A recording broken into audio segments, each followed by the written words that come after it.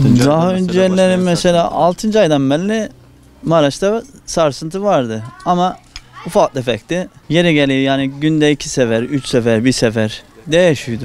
Kahramanmaraş merkez, Dulkadiroğlu ilçesi, Egemenlik Mahallesi. Diyordu onu işte o saatte herkes yani uykusunda hafiften bir sarsıntı niyet oydu yani sallandık dedik. Geçer dedik. Hızlanınca da halinden bir şey kalmadı yani. Valla çocukları toplamaya çalıştık ilk anda işte hanım olsun biz olsun çocuklar hem korkmasın diye hem işte bir araya getirmeye çalıştık. O şekilde şey yaptık. Ondan sonra zaten durur durmaz hemen aşağı indik. Allah yüzümüze baktı.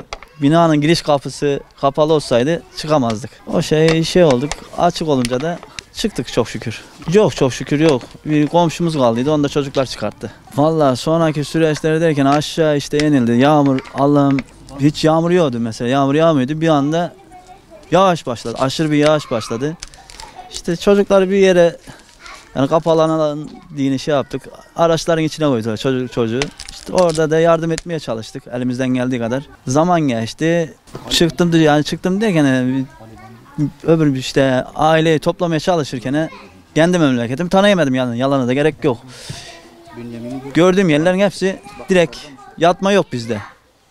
Hepsi direkt yenik yani. Vallahi sağ olsun işte askerlik arkadaşım tertibim olduktan 2 gün sonra ulaştı bana da illa alayım dedi. Ben dedim biraz daha işte bir toparlanak. Kim var kim yok neyi var dediğine bak derken en sonunda geldi kaçırdı bizi yani buraya getirdi Mardin'e. Şimdi burası nasıl karşılandı derse vallahi çok güzel karşılandık. Sağ olsunlar yani yüzleri değil. Ben ne AFAD'dan bir şey gördüm. En açık konuşurum saklamam. Ne AFAD'dan bir şey gördüm ne şeyden yani. Sadece yazıldı çizildi bitti. Başka daha arayan da yok soran da yok. Çadır istedik çadıra dediler yazılın ne zaman çıkarsa. O şekilde yani. Herkes kendinin derdindeydi daha doğrusu yani. Ama görmedim. Yalana gerek yok.